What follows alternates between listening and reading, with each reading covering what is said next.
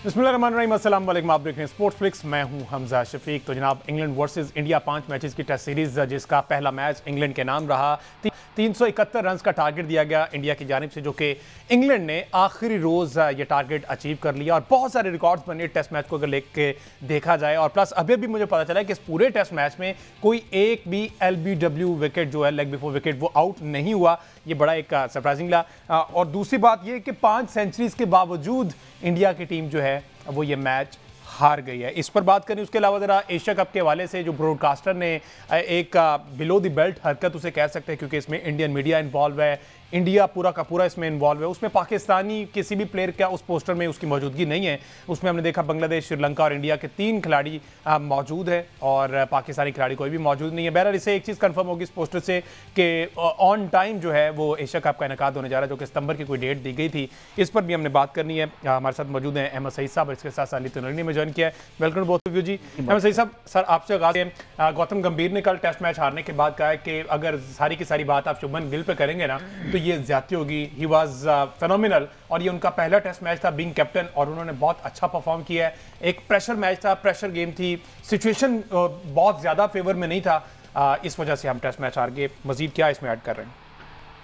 देखें, जहाँ तक तो गौतम गंभीर की बात है तो मैं सबसे पहले तो ये पूछना चाहूँगा कि गौतम गंभीर को ये भी बताना चाहिए कि विराट कोहली को इंडिया की टेस्ट टीम से निकालने का सेहरा किसके सर सजना चाहिए, क्योंकि गौतम गंभीर कहा यह जा रहा है कि गौतम गंभीर ने ही फोर्स किया था विराट कोहली को, इस वजह से वो रिटायरमेंट लेने पर मजबूर हुए। ना सिर्फ ये कि कप्तानी से गए बल्कि वो टीम से भी उनको जो है वो रिटायरमेंट लेना पड़ी। अदरवाइज़ आप देखें तो वो बहुत अचानक फैसला था विराट कोहली का, उसका कोई बिल्डअप नहीं था। वो ऑस्ट्रेलिया के साथ सीरीज में टीम का हिस्सा थे, उससे पहले रेगुलर टेस्ट क्रिकेट खेलते आ रहे हैं। तो मेरा ख्याल है कि सबसे पहला जो ब्लेम आना चाहिए वो तो जाहिर है कि गौतम गंभीर के ऊपर आना चाहिए कि उन्हें रिप्लेसमेंट तैयार किए बगैर प्लेयर्स को जो है वो टीम से निकालते चले गए। उसकी जो रिप्लेसमेंट टीम है वो उस तरह से परफॉर्म नहीं कर पाई। शुभमन गिल की बात अब अगर आप कर रहे हैं तो उन्हें ये दिया जा सकता है लेवरेज का। उनका पहला टेस्ट मैच था, उस पहले टेस्ट मैच में उनकी अपनी बैटिंग की जो कारकर्दगी थी वो बहुत शानदार रही। फील्डर ने उनका साथ नहीं दिया और उनके स्ट्राइक बॉलर्स ने, जिनका काम था टाइमली स्ट्राइक्स लेकर देना, विकटें लेकर देना, वो अनफॉर्चुनेटली विकटें लेने में कामयाब नहीं हुए। इस पूरे मैच को ओवरऑल अगर आप देखें तो मुझे लगता है कि 2 ऐसे बॉलर हैं जिनकी वजह से 371 रन का बड़ा हदफ जो है वो भारत की टीम उसको डिफेंड करने में कामयाब नहीं हो सकी हैं। और वो 2 बहुत ही एक्सपीरियंस फास्ट बॉलर्स हैं, जसप्रीत बुमराह और रविंद्र जडेजा। जडेजा ने आप देखें तो 80 ओवर तकरीबन कल हुए हैं, तो उनमें से 24 ओवर तो करवा दिए रविंद्र जडेजा ने और उन्होंने सिर्फ 1 विकेट हासिल की। और वो भी विकेट वो थी जो बेन स्टोक्स रिवर्स स्वीप मारने के लिए गए और वो एज होकर आउट हो गया। तो उसके अलावा कोई ऐसी विकेट जडेजा ने हासिल नहीं की कि जिसको ये कहा जाए कि टेस्ट क्रिकेट। उसकी वजह यह है कि लीड्स के मैदान में जब तक आप बॉल को फ्लाइट नहीं देंगे उस वक्त तक बॉल को स्विंग नहीं मिलेगा। तो जडेजा की पूरी बॉलिंग अगर आप देखें तो आपको कहीं भी उसमें फ्लाइट नजर नहीं आती है। और अश्विन के बाद कोई ऐसा बॉलर उनके पास था भी नहीं, कोई जेन्युइन ऑफ स्पिनर, कोई जेन्युइन लेग स्पिनर इंडिया की टीम में मौजूद नहीं था, जिसका खमियाजा जो है वो उन्हें भुगतना पड़ा है। इन कंडीशन में जहां पर आमतौर पर 3 या 4 फास्ट बॉलर ही खेलते हैं, वहां पर इंग्लैंड ने स्पेशल स्पिनर शुएब बशीर की शक्ल में खिलाया है। तो एक तो मुझे ये लगता है कि जडेजा का विकेट ना लेना और साथ बुमराह को जिस तरह से न्यूट्रलाइज किया है इंग्लैंड की टीम ने, उसकी भी दाद देना होगा। जिस तरह से उन्हें उनका पहला स्पेल निगोशिएट किया, 19 ओवर करवाया बुमराह ने, वो भी विकेट नहीं ले पाए हैं। और ये पहली इनिंग्स में फाइफर था, 5 खिलाड़ियों जी हाँ। उसकी वजह यह है कि पहली इनिंग में फाइफर की वजह यह है कि दूसरे रोज अगर आप देखें तो थोड़ी देर के लिए ओवरकास्ट कंडीशंस हुई थी जहां पर बैटिंग करना मुश्किल हो गया था, जिसकी वजह से उनको विकेट मिल गई बुमराह को। लेकिन जो आखिरी इनिंग हमें देखने में चौथी इनिंग, जबकि चौथी इनिंग के बारे में कहा जाता है कि बैट्समैन के लिए सबसे मुश्किल इनिंग्स वो होती है टेस्ट क्रिकेट के अंदर। बेसबॉल ने जिस चीज को अचीव किया है वो बहरहाल ये है कि बेसबॉल ने चेज को इतना आसान बना दिया है, इसलिए कि बेसबॉल जिस तरह से साइकोलॉजिकली टीम्स के ऊपर हमलावर होते हैं। अगर आप कल का पहला सेशन देखें तो उसमें जैक ट्रॉली और बेन डकेट ने वो क्रिकेट नहीं खेली जिसको खेलने के लिए वो मशहूर हैं। उन्होंने पहले सेशन के अंदर बुमराह के स्पेल को सिर्फ निगोशिएट किया, बिल्कुल कोई रन नहीं बनाया। उन्हें कोई जल्दी नहीं थी। उन्हें यह पता था कि बुमराह के अलावा इनके पास जो भी बॉलर हैं वो सारे इनएक्सपीरियंस बॉलर हैं और इसी एडवांटेज को इस्तेमाल किया है इंग्लैंड की टीम ने। आप देखें तो उन्होंने कोई रैश शॉट बुमराह को नहीं मारी है। जिस तरह से हम देखते थे कि ऑस्ट्रेलिया में कॉन्स्टा से जब हमलावर हुए बुमराह के साथ तो उन्होंने अनकन्वेंशनल शॉट मारी थी। लेकिन कल जैक ट्रॉली और बेन डकेट जो आमतौर पर एग्रेसिव क्रिकेट खेलने के लिए मशहूर हैं, उन्होंने उस तरह की बैटिंग नहीं ली। तो यहां से आप ये भी देख सकते हैं कि अगर आपने अपनी टीम को तैयार करना है ना T20 के लिए भी, छक्के चौके मारने के लिए भी अगर प्लेयर को तैयार करना है ना, तो उसको मुख्तलिफ कंडीशन से गुजारना होगा।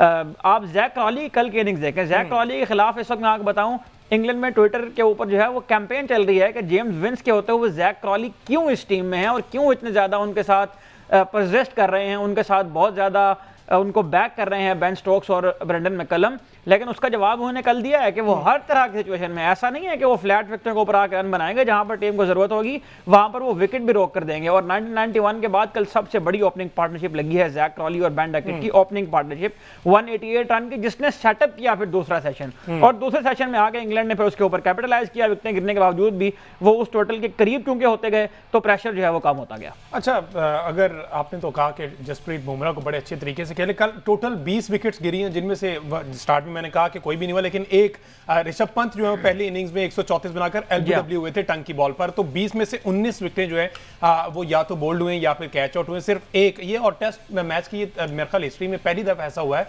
कि पूरे टेस्ट मैच में सिर्फ एक एलबीडब्ल्यू विकेट हुआ है। तो तैयारी पूरी थी उनकी, लेकिन थोड़ी सी जल्दबाजी का शिकार आप कह सकते हैं, मिस जज करते रहे जिस तरह से कैच हुए, और शायद ये वजह लगता ही है कि इसमें जिस तरह से पिच ने बिहेव किया, एक तो इसके ऊपर हार्ड रोल लिया गया था, पिच के ऊपर बहुत ज्यादा रोल किया हुआ था इस पिच के ऊपर, और आखिरी दिन तक इस पिच के ऊपर क्रैक्स भी नहीं आए, इससे स्पिनर्स को भी हेल्प नहीं मिली। तो आप ये देखें कि बॉल की जो मतलब लेग बिफोर तब होगा जब टांग के ऊपर बॉल लगेगी, तो टांग के ऊपर बॉल लगने की रेशियो ही बहुत ज्यादा कम थी इस टेस्ट मैच में। उसकी एक वजह ये भी थी कि बॉलर जो है वो बॉडी से अवे बॉलिंग करवा रहे थे। बुमराह के अलावा बुमराह ने स्टंप से ज्यादा क्लोज बॉलिंग की, बाकी बॉलर जो इनएक्सपीरियंस बॉलर आप जो जितने भी हैं इंडिया की टीम में, उन्होंने अवे फ्रॉम द बॉडी जाने की कोशिश की और बैट्समैन को खिलाने की कोशिश की, जिसकी वजह से आप ये देखते हैं कि वहां पर लगता ही है कि इंग्लैंड ने पिच इस तरह मतलब अपने आप को सेव करने के लिए बनाई थी। और दो आप इस सीरीज में खास बात यह है कि बुमराह ने सिर्फ 2 टेस्ट मैच खेले हैं। इन 2 टेस्ट मैचेस के बाद आप भी ज़हन तौर पर तैयार रहे क्रिकेट देखने वाले, और इंडिया की टीम भी ज़हन तौर पर तैयार रहे कि यहाँ ग्रासी विकेट्स मिलनी है इंडिया को। ये बर्मिंघम वाले टेस्ट मैच के बाद 8 दिन के बाद बर्मिंघम का टेस्ट मैच है, उसके बाद जो 3 टेस्ट मैच होंगे वहां पर आपको ग्रासी विकेट्स देखने को मिलेंगी, इतने फ्लैट डेक्स वहां पर नहीं मिलेंगे। उसकी वजह यह है कि बुमराह से बचने के लिए लगता है कि इंग्लैंड की टीम ने ये तैयार किया था, और इसी को ही कहते हैं होम एडवांटेज को इस्तेमाल करना। पाकिस्तान में आपको याद होगा माजी में इस तरह की भी टेस्ट सीरीज होती रही हैं कि जहां पर बिल्कुल जिसे कहते हैं कि फ्लैट विकेटें बना दी गई थी, और उन फ्लैट विकेटों पर भी हमारे बैट्समैन रन नहीं कर पाते थे, बाहर के जो बैट्समैन आते थे वो हमें स्कोर करके चले जाते थे। हमने हाईएस्ट एग्रीगेट भी बनाया था 2022 के पिंडी टेस्ट में इंग्लैंड के खिलाफ, लेकिन हम वो टेस्ट मैच भी हार गए थे। तो होम एडवांटेज को इस्तेमाल करना है, या बेसबॉल खेलनी है, या इंटेंट शो करना है, किसी भी किस्म की फिलॉसफी को आपने अचीव करना है, तो उसके लिए आपको रिसोर्सेज तैयार करने पड़ेंगे। बिल्कुल ठीक है। अली तनौली साहब ने भी ज्वाइन कर लिया। अस्सलाम वालेकुम अली साहब। जी साहब ठीक है। अच्छा तनौली साहब, क्या लगता है आपको 371 जैसा एक बड़ा टारगेट और आखिरी दिन देना, और जबकि आपकी बॉलिंग साइड अच्छा खासा परफॉर्म कर रही है, आपके मेन बॉलर ने पहली इनिंग्स में 5 आउट किए हैं, आपका खासा दबदबा बना हुआ है, क्या समझ आया, क्या कहां पर इंडियन टीम लैग कर गई? कोई कप्तानी का मसला आया, या फिर 5वें दिन तक जो है वो इंडियन बॉलर्स जो है वो थक चुके थे? आपको क्या समझ आई? अब मैं अगर देखा जाए इस पूरे जो टेस्ट मैच में जो डिफरेंस था वो कैप्टनसी थी। जो नए कैप्टन थे उन्होंने अपने दिमाग इस्तेमाल नहीं किया, वो थ्रू आउट डग आउट में देखते रहे, वहां से कोच की हदायत लेते रहे। जबकि आप देखें एक जो कैप्टन होता है वो फील्ड में रह के वो सिचुएशन रीड कर रहा होता है। जब आपने इतना बड़ा स्कोर कर भी लिया और उसको आपने डिफेंड तक नहीं किया, आप गो विद द फ्लो गए, तो आप ऐसे चीजें नहीं रोक सकते। आपने देखा पहली इनिंग में स्टोक ने अपनी कैप्टनसी से साबित किया कि वो कैप्टन है। कैसे देखें कि शुरू में विकेट्स नहीं आ रही थी, और पहली इनिंग में टॉप विकेट टेकर आपको स्टोक्स मिले, ठीक है। उसकी वजह यही है कि आप जब विकेट में रहते हैं तो आपको चीजें समझ आती हैं कि यहाँ पे हम क्या चीज अप्लाई कर सकते हैं और क्या चीज अप्लाई नहीं कर सकते। यहाँ गौतम गंभीर डगआउट में बैठ के आपको कब तक बताते रहेंगे, कब तक चीजें आपसे डिस्कस करते रहेंगे, या बाहर से मैसेज भेजते रहेंगे कि आप ऐसे करें। शुभमन गिल का सबसे बड़ा जो फेलियर था वो उनकी बॉलिंग चेंज था। आपने देखा कि उन्होंने सिर्फ जसप्रीत बुमराह पे वो रिलाई करते रहे। उन्होंने जब भी वो लाए वो विकेट ली। आप कब तक, अब पूरे ओवर तो जसप्रीत बुमराह नहीं कर सकते। आपने जो बॉलिंग चेंज है वो सिचुएशन के हिसाब से करनी होती है। ऐसा भी नहीं है कि आप जसप्रीत बुमराह को एक एंड से लगाए रखें और दूसरी तरफ से आपके बॉलर्स जो हैं वो कोई परफॉर्म ना करें। तो फिर एक टाइम आता है कि बॉलर कोई मशीन तो नहीं है, वो एक टाइम पे थक जाता है, उसकी पेस कम हो जाती है, उसका वो इम्पैक्ट नहीं देता। तो आपको कैप्टन का इम्पैक्ट ही तब होता है कि वो सिचुएशन को रीड करे, साथ साथ अपनी चीजें देखे और दूसरा बड़ा फेलियर ये था कि आपको पता है कि जायसवाल की वो फील्डिंग कैपेबिलिटीज नहीं है, आपने उसको स्लिप पे लगाया था। आपने देखा कि जो रन आपका मार्जिन है वो कहां से बढ़ा। पहले में बेन डकेट का उन्होंने कैच ड्रॉप किया, उन्होंने 60 प्लस रन किए, वो सारा आपका इम्पैक्ट वहां से डाला। दूसरी इनिंग में वही बेन डकेट आपको 98 पे जायसवाल ने फिर ड्रॉप किया। फिर आपने देखा कि पहली इनिंग में ओले पॉप का कैच ड्रॉप हुआ, उन्होंने सेंचुरी दाग दी। तो ऐसे नहीं हो सकता कि आप बोलें कि मैं बैट्समैन हूं या मैंने तो रन करने हैं, तो आप इसका फिर मतलब है कि आप कैप्टेंसी छोड़ दें। और दूसरा सबसे बड़ा इशू है यहाँ पे, अभी भी वहां पे कोई टीम में कोई यूनिटी नहीं है। जो गौतम गंभीर हैं वो चाहते थे गिल लगे, और गिल का और केएल राहुल का आपको अंदाजा होगा कि उनका रिसेंट पास्ट में भी कोई इतना अच्छा तजर्बा नहीं है। केएल राहुल बहुत अच्छे कैप्टन भी हैं, और अपनी जो उनकी बैट्समैन भी हैं, वो अपने स्किल्स जो हैं उनके वो काफ़ी बेटर हैं। पर ऐसा ही नहीं है कि आप रन बनाते जाएं और रन से आप मैच जीतें। ऐसा नहीं होता कि आप दूसरी टीम को बिल्कुल कोई ऐसा मौका ही ना दें या ऐसा चांस ही ना दें कि जिसमें वो मुश्किलात पैदा कर सकें। तो ऐसे नहीं है कि आप बिल्कुल स्टिक टू बेसिक रह के गो विद द फ्लो जाके आप कोई इम्पैक्ट क्रिएट कर सकते हैं। इम्पैक्ट तब क्रिएट होगा, आपकी कैप्टेंसी से इम्पैक्ट क्रिएट होगा, आपकी कैप्टेंसी बेहतर होगी। अब दोबारा लोग ये क्यों बातें कर रहे हैं कि आप रोहित शर्मा और विराट कोहली को वापस लेके आए या उनका इम्पैक्ट था? इम्पैक्ट क्या था? एक वो सीनियर प्लेयर थे, खुद परफॉर्म करते थे और ग्राउंड में रह के सिचुएशन को रीड करके उसके मुताबिक डिसीजन करते थे। बिल्कुल। जब तक आप सिचुएशन को रीड करके उसके मुताबिक डिसीजन नहीं करेंगे तो आप पॉजिटिव रिजल्ट्स नहीं ले सकते। बिल्कुल ऐसे ही है जी। अहमद साहब क्या? अच्छा, मेरा ख्याल है यहाँ पे थोड़ा सा शायद हमें जब हम गिल की कैप्टनसी को डिस्कस करते हैं तो ये बहुत ज़्यादा ज़्यादती होगी कि एक ही टेस्ट मैच की बुनियाद पे हम जो है ना ये कहना शुरू कर दें कि इनको कप्तानी से हटा देना चाहिए और शर्मा और उनको वापस लाना चाहिए। मेरा ख्याल है वो टाइम के साथ लर्न करेंगे। दूसरी बात यह है कि जो रिसोर्सेज उनके पास अवेलेबल थे, उन रिसोर्सेज को अगर आप देखें तो मुझे ये लगता है कि शायद ये टीम सिलेक्शन ही इस तरह से हुई है कि ये टीम कैपेबल नहीं थी कि यहाँ पर कोई मिरेकल पुल ऑफ कर जाती या कोई ऐसी जीत यहाँ पर हासिल कर जाती। और मुझे लगता है कि ये बहुत तवील समर टूर होने वाला है इंडिया के लिए, जिसमें उन्हें अभी 4 और आजमाइशों से गुजरना है। और जिस टेस्ट मैच में वो कल हारे हैं उसका मेंटली भी उनके ऊपर इतना बैगेज होगा कि अब तो इंडिया ज़ाहिर है ये सोच रहा होगा कि 350 डिफेंड करते हुए भी हम सेफ नहीं है चौथी इनिंग में, तो हमें कहाँ तक इसको लेकर जाना है। इसमें यकीनन पहली इनिंग में ऋषभ पंत ने सेंचुरी स्कोर की, दूसरे में उन्होंने सेंचुरी स्कोर की है, लेकिन ऋषभ पंत को भी जब वो वहाँ पर ले गए हैं अपनी टीम को उस पोजीशन में तो उन्हें लंबा खेलना चाहिए था। अनफॉर्चुनेटली इंडिया की टीम जो है वो उस जो टेल है वो उस तरह से परफॉर्म नहीं कर पाई दोनों इनिंग्स के अंदर, और यही हमें देखने को मिलता है। लेकिन मैं अगेन शुभमन गिल कप्तानी पे अगर बात करेंगे तो मैं इसको किसी भी तरह से जस्टिफाई नहीं कर पाऊंगा कि एक बॉलर जो है वो एक बैट्समैन को सेटअप करता है और आखिर में फील्डर जो है वो उसका कैच गिरा देता है। तो 5 कैचेस गिर जाना, और मोहम्मद सिराज की बॉल पर उन्होंने जायसवाल ने, जिसका तज़किरा अली साहब ने भी अभी किया, तो अगर एक कप्तान के साथ ये हो रहा है कि उसके एक तो बॉलर के पास एक्सपीरियंस नहीं है, एक्सपीरियंस बॉलर एक बैट्समैन को सेटअप करे और फील्डर कैच गिराते जाएं, तो इसमें मेरा ख्याल है कि बहुत ज़्यादा कप्तान का ब्लेम उस तरह से नहीं बनता है। कप्तान को जो रिसोर्सेज मिले हैं उसमें शार्दुल ठाकुर हैं जो ना बैटिंग में काम आए ना बॉलिंग में काम आए। कप्तान को कृष्णा मिले हैं जिन्होंने दूसरी इनिंग में 2 आउट तो कर दिए थे, लेकिन उसके अलावा कोई ऐसा इंपैक्ट उनका इस मैच में नजर नहीं आया। रविंद्र जडेजा उनके सीजन्ड यूं कह लीजिए कि ऑलराउंडर हैं जिनसे टीम एक्सपेक्ट करती है कि वो परफॉर्म करें। अब वो परफॉर्म नहीं कर पा रहे तो इस सिचुएशन में मेरा ख्याल है कप्तान कुछ भी नहीं कर सकता। उसके अलावा अगर आप देखें तो ये जो लैप्सेस हमें नजर आए हैं पहली इनिंग में भी फील्डिंग के अंदर, ना सिर्फ कैचेस गिराए गए बल्कि आउटफील्ड के अंदर भी जो बॉडी लैंग्वेज थी इंडियन फील्डर्स की वो भी बहुत अच्छी नहीं थी। तो मेरा ख्याल है कि शुभमन गिल को ये सीरीज पूरी मिलनी चाहिए कप्तान के तौर पर, और उसके बाद फिर ये जज किया जा सकता है कि वो किस तरह से मिलेगी। तो साहब आपको क्या लगता है, जिस तरह से आपने कहा ना कि केएल राहुल भी कप्तानी के उम्मीदवार थे, और इंडियन मीडिया में कुछ खबरें बुमराह के हवाले से भी आ रही कि बुमराह भी जनाब वो इसी समत देख रहे थे, उनको भी उम्मीदें थी कि जनाब वो टेस्ट टीम को लीड करेंगे। एक केएल राहुल हो गए, दूसरे बुमराह हो गए और आजमाया गया शुभमन गिल को, तो ये भी यूनिटी डिस्टर्ब करी। और जिस तरह से अहमद सईद ने कहा कि आउटफील्ड में भी उनकी बॉडी लैंग्वेज ओवरऑल प्लेयर्स की लग रहा था कि जनाब ये एक पूरा यूनिट बनकर नहीं खेल रहे। अहमद भाई ने एक बात की, मैं बसद एतराज में से थोड़ा सा इख्तिलाफ करूंगा। जी जी, कैप्टेंसी ही इम्पैक्ट डालती है। देखें अभी तक अगर हम बात करें 1992 वर्ल्ड कप की तो इमरान खान को क्यों क्रेडिट दिया जाता है कि इमरान खान जो एक बड़े दलेर कैप्टन थे और उनकी जो कप्तानी थी वही इम्पैक्ट डाला। उसके अलावा तो अभी तक वो बात करते हैं, इमरान खान खुद भी कहते हैं कि भाई हमारे पास ऐसी टीम नहीं थी, वकार यूनुस इंजर्ड हो गए थे, सिर्फ एक वसीम अकरम थे। जैसे अगर आप कंपेयर करें तो बाकी उनके पास ऐसा कोई मैच विनर नहीं था।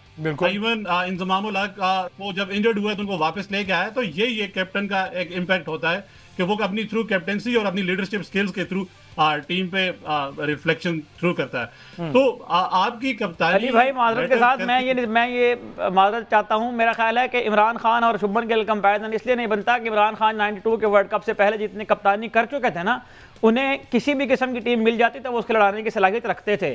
शुभमन गिल अभी नए कप्तान हैं।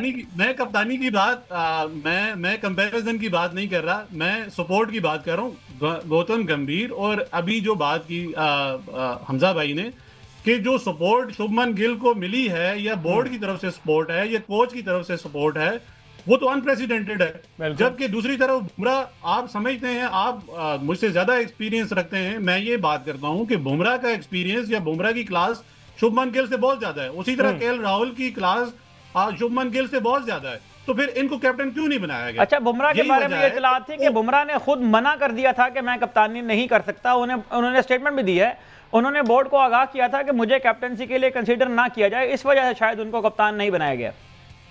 नहीं, ये आप बात ठीक कर रहे हैं, मैं ये नहीं कह रहा कि उन्होंने कप्तानी एक्सेप्ट नहीं की। मैं ये बात कर रहा हूँ कि केएल राहुल और उनके जो आपस में इख्तलाफात हैं उसकी वजह से कप्तानी में वो इम्पैक्ट नहीं रहा।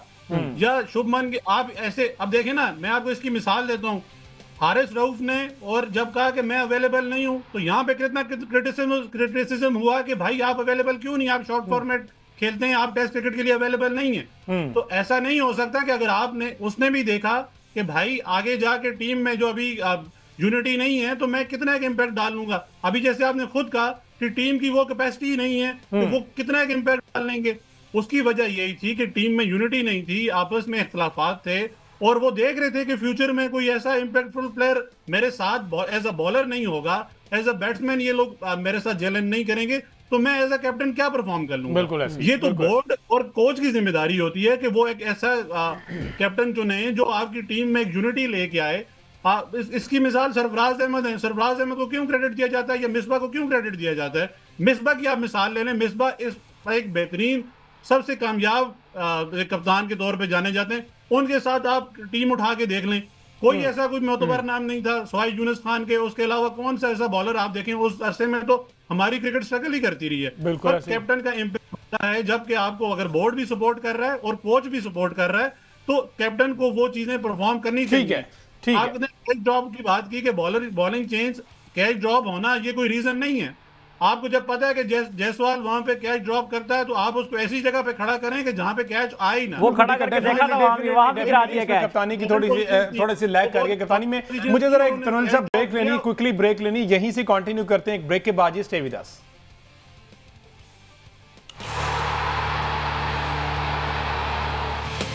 वेलकम बैक जी। बात हो रही क्रिकेट के हवाले से इंग्लैंड वर्सेज इंडिया, पहला टेस्ट मैच जो कि इंग्लैंड के नाम रहा। 371 रन का टारगेट देने के बावजूद इंडिया की टीम जो है वो डिफेंड करने में नाकाम रही और इसमें जनाब हमने देखा कि सुनील गावस्कर जो है वो भारतीय टीम पर बरस पड़े। उन्होंने कहा कि जनाब जीत का क्रेडिट डेफिनेटली इंग्लैंड को जाता है। भारत की 5 सेंचुरी के बावजूद इंग्लैंड को एतमाद था कि वो ये जीत सकते हैं। भारतीय टीम ने मौका मिस किया जबकि इजाफी रन ने बहुत फर्क डाला। अभी इसमें 2-3 जो पॉइंट्स हैं वो हाईलाइट किए जा रहे हैं। एक तो शुभमन गिल की कैप्टनसी, अहमद सईद साहब कह रहे हैं कि जनाब पहला टेस्ट मैच था उसका, तो इतना सा लिवरेज उसको देना चाहिए, एटलीस्ट ये 5 मैचेस की सीरीज उसको देना चाहिए। उसके बाद फैसला होना चाहिए कि शुभमन गिल कंटिन्यू कर पाएंगे या नहीं। इसी तरह जो उनके कोच हैं, हेड कोच, उन्होंने भी यही कहा और उन्होंने कहा कि वॉज फिनोमिनल गौतम गंभीर ने, और कहा कि फुली एतमाद है, यही लड़के हैं, यही कप्तान है जो आगे आने वाले 4 मैचेस में परफॉर्म करेंगे। तो अहमद सईद साहब, ये जो क्विकली जरा इस पर बताइए कि 5 सेंचुरीज के बावजूद ये भी तारीख में पहली दफ़ा हुआ है और 148 साल कोई तारीख में कल टूटी है, उस वाले से भी ज़रा हमारे शायकीन के साथ वो खबर शेयर करें। जी, टेस्ट क्रिकेट की हिस्ट्री में पहली बार ऐसा हुआ है कि किसी टीम की जानिब से 5 सेंचुरियाँ स्कोर की गई हैं और वो टीम मैच जीतने में कामयाब नहीं हुई। ना सिर्फ ये कि जीतने, बल्कि वो टीम मैच हार गई है, वो टीम मैच ड्रॉ करने में कामयाब भी नहीं हुई है। और एंडी फ्लावर के बाद पहले विकेट कीपर बने हैं ऋषभ पंत, जिन्होंने एक ही टेस्ट मैच की दोनों इनिंग्स में सेंचुरी स्कोर की है। सुनील गावस्कर का तज़किरा आपने किया है, तो सुनील गावस्कर का जो इमोशनल रोलर कोस्टर हो रहा है इस पूरे सिनेरियो के अंदर, आपको याद होगा कि ऑस्ट्रेलिया में ऋषभ पंत को ही उन्होंने कमेंट्री के दौरान बहुत ज़्यादा तनकीद का निशाना बनाया था।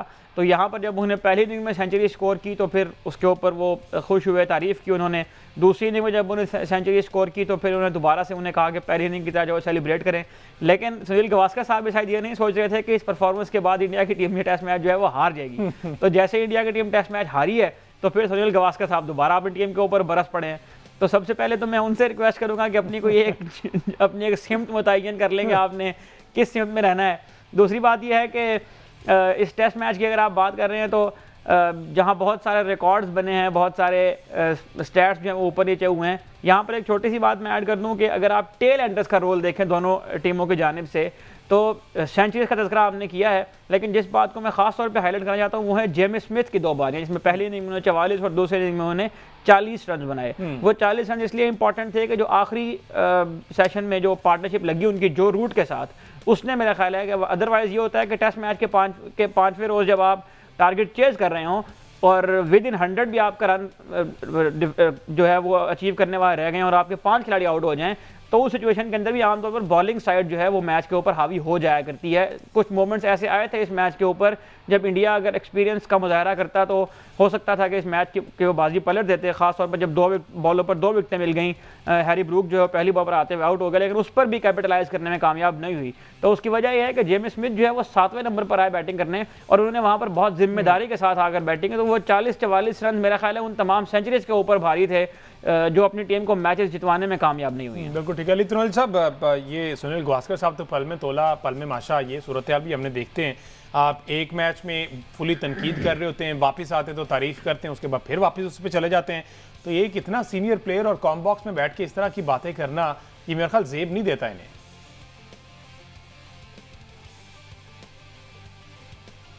सुनील साहब, अच्छा देखिए कमेंट्री बॉक्स का अगर आप बात कर रहे हैं तो मैं एक और बात यहाँ पे ऐड कर दूंगा। कल ही अभी दिनेश कार्तिक और केवन पीटरसन के दरमियान ये भी मुबाहिसा वहाँ पर हो रहा होता है कि जसप्रीत बुमराह जो है वो दुनिया के वर्ल्ड नंबर 1 बॉलर हैं। तो मुझे नहीं समझ आई कि वो कौन सा वर्ल्ड नंबर 1 बॉलर है जिससे 371 रन डिफेंड नहीं हुआ और 19 ओवर उसने करवाया, उसको विकेट ही नहीं मिली। तो अच्छा, कोई वसीम अकरम के साथ कंपैरिजन किया जा रहा था, कुछ रिकॉर्ड ब्रेक किया जसप्रीत बुमराह ने? कोई रिकॉर्ड उन्होंने ब्रेक नहीं किया है। मैं आप अगर इमेजिन करेंगे वसीम अकरम यहाँ पर होते और वो 371 रन चेज करवाते और विकेट ना ले पाते तो मेरा ख्याल है कि जो हशर उनका होना था आज के मीडिया में। तो जसप्रीत बुमराह के साथ भी मतलब आपको याद होगा कि इंडिया ने जो है वो अभी एक डिमांड ये की थी कि वर्ल्ड टेस्ट चैंपियनशिप का फाइनल जो है वो इंग्लैंड में नहीं होना चाहिए। उसकी एक बहुत बड़ी वजह यह है कि जसप्रीत बुमराह का जो रिकॉर्ड हमें बाकी कंट्रीज में मिलता है, इवन ऑस्ट्रेलिया भी जो उन्हें 64 आउट किए हुए हैं 15 टेस्ट मैचेस में, इंग्लैंड में वो रेशो बहुत कम है। इंग्लैंड में उनकी जो एवरेज है वो भी बाकी कंट्री की निस्बत बहुत कम है। तो उस तरह से इम्पैक्टफुल वो नहीं हो पाते हैं इन पिचेस के ऊपर। जिस तरह से पिच ये तैयार की गई है, जिस तरह से डील किया है जसप्रीत बुमराह को, उन्होंने बिल्कुल उसको न्यूट्रलाइज कर दिया। आपको याद होगा कि 2019 के वर्ल्ड कप में मोहम्मद आमिर के बारे में ये बात होती थी कि मोहम्मद आमिर ने बहुत इकोनॉमिकल स्पेल्स किए। उस वक्त भी बंदा नाचीज ये कहा करता था कि आमिर का काम इकोनॉमिकल स्पेल करवाना नहीं है, बल्कि आमिर का काम यह है कि नई बॉल से विकेट्स लेकर दें। तो अनफॉर्चुनेटली जसप्रीत बुमराह ने नए बॉल से विकेट लेकर नहीं दिए, जिसकी वजह से वो बेस ही सेट नहीं कर पाए, वो बुनियाद ही फराहम नहीं कर पाए अपनी टीम को, जो वो आमतौर पर बाकी कंट्रीज के अंदर जाकर करते हैं। बिल्कुल ठीक है जी। इससे हटकर अब एक और बात करें एशिया कप 2025 के हवाले से, जो कि गालिबन पहले एमएसआई सब इंडिया और लंका में था। एशिया कप की अगर बात की जाए स्पेसिफिकली, उसको अब मूव कर दिया गया यूएई में और ये ऑफिशियल हो चुका है। प्लस एक और बड़ा भंड मार दिया गया इंडियन मीडिया की जानिब से। ये एक निजी टीवी चैनल, उसने कोई पोस्टर जो है वो एक रिलीज़ किया जिसमें पाकिस्तानी कोई भी खिलाड़ी, यानी कि सलमान अली आगा नहीं है, बाकियों के कप्तान मौजूद है। सूर्य कुमार यादव उनकी तरफ से T20 की कप्तानी कर रहे हैं भारत की जानिब से, पाकिस्तानी।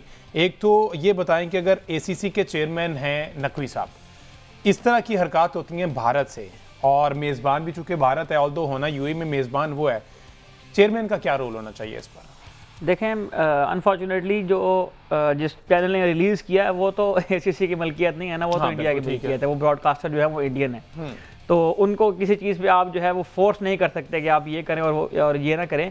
जो ऑफिशियल जो ICC की जानिब से या ACC की जानिब से या गवर्निंग बॉडी की जानिब से ऑफिशियल चीज़ें ब्रॉडकास्टर को भेज जाती हैं, ब्रॉडकास्टर उसको चलाने के तो पाबंद हैं, लेकिन उसके अलावा कोई भी पोस्टर वो बनाते हैं, कोई भी चीज़ वो एडवर्टाइज करने की कोशिश करते हैं, तो उसमें ज़ाहिर है कि चैनल अपनी मर्जी से जो भी चीज़ देखे।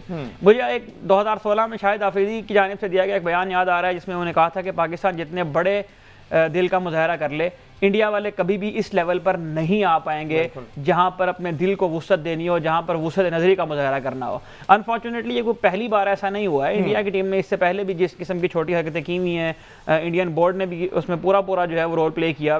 वो 2023 का वर्ल्ड कप हो, उसके बाद के सारे इवेंट्स हों, यहाँ तक कि चैंपियंस ट्रॉफी के दिनों भी हमें इस किस्म की हरकतें जो हम जाने से देखने को मिली थी।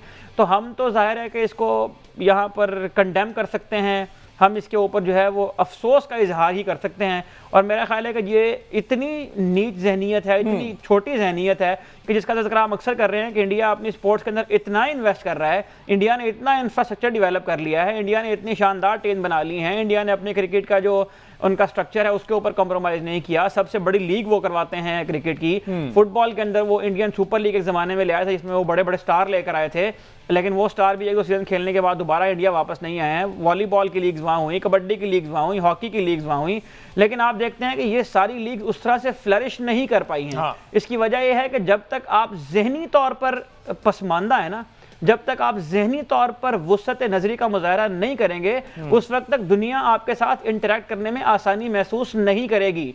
इंडिया की मईशत के साथ भी ये हुआ, इंडिया के खेलों के साथ भी ये हुआ। तो इंडिया जितने मर्जी पैसे खर्च कर ले, लेकिन जब तक वो जहनी तौर पर अपने आप को ग्रूम नहीं करेंगे, बड़ा नहीं करेंगे, उस वक्त वो किसी किस्म का ब्रेक थ्रू नहीं कर पाएंगे जितनी बड़ी मर्जी इकोनॉमी हो उनकी। बिल्कुल ठीक है। अच्छा, वैसे यूए को लेकर ये तो डेफिनेटली अब चूंकि एक ही उसमें होगा, पहले था कि पाकिस्तान अपने तमाम मैचेस कोलंबो में खेलेगा, श्रीलंका में खेलेगा और बाकी इधर आएगा, तो ट्रैवलिंग अब मेरे ख्याल इस चीज़ से बचने के लिए अब ये। अच्छा, एक तरफ देखें ना, ये इस तरह की छोटी छोटी रखते करते हैं, पोस्टर के ऊपर नहीं वो लगाते हैं, लेकिन इंडिया इस चीज़ से इनकार क्यों नहीं करता कि हमने पाकिस्तान से क्रिकेट नहीं खेलनी। पाकिस्तान के साथ क्रिकेट वो खेलना चाहते हैं, पाकिस्तान में नहीं खेलना चाहते हैं, रेवेन्यू इकट्ठा होता है। पाकिस्तान के साथ वो T20 मैचेस खेलना चाहते हैं, पाकिस्तान के साथ वो ODI मैचेस खेलना चाहते हैं, लेकिन पाकिस्तान को दिखाना वो नहीं चाहते हैं। तो मुझे ये समझ नहीं आ रही कि ये किस किस्म का रवैया। भाई अगर आपने नहीं खेलना तो बंद कर दें बक बक और बंद करें सारा कुछ और कहें जी हमने नहीं खेलना, लेकिन पाकिस्तान के साथ क्रिकेट खेलनी भी है, पैसे कमाने भी हैं और पाकिस्तान को दिखाना भी नहीं है। ब्रॉडकास्टिंग जो है राइट जिनको मिलते हैं इंडियंस को अरबों रुपया कमाते हैं वो इसलिए, और पाकिस्तान से जाता है। तो मेरा ख्याल है कि ये सारी जो है ना, ये इसके लिए एक ही वर्ड इस्तेमाल किया जा सकता है और वो मुनाफिकत है। बिल्कुल ठीक है जी। एक और जो खबर है क्रिकेट को लेकर, पाकिस्तान क्रिकेट को लेकर कि पाकिस्तान का जो दौरा है बांग्लादेश है उसका शेड्यूल जो है वो अनाउंस कर दिया गया। 16 जुलाई को यानी कि पाकिस्तान टीम ट्रैवल करेगी बांग्लादेश के लिए, और 20, 22 और 24 जुलाई को 3 T20 मैचेस खेले जाएंगे बांग्लादेश के शेर बंगला स्टेडियम में। लेट्स सी इसका क्या रिजल्ट आता है। फर्दर आने वाले शोज में डेफिनेटली इस पर बात करेंगे हम। उसके बाद वेस्ट इंडीज़ और अमेरिका का दौरा है पाकिस्तान का, तो एक लंबा सफ़र है। पाकिस्तान टीम का कैंप जो है वो भी अब खत्म हो गया, कंक्लूड हो गया, उससे क्या क्या खोया, इस पर आने वाले शोज में हम बात करेंगे। मुझे दीजिए इजाज़त, अल्लाह हाफ़िज़।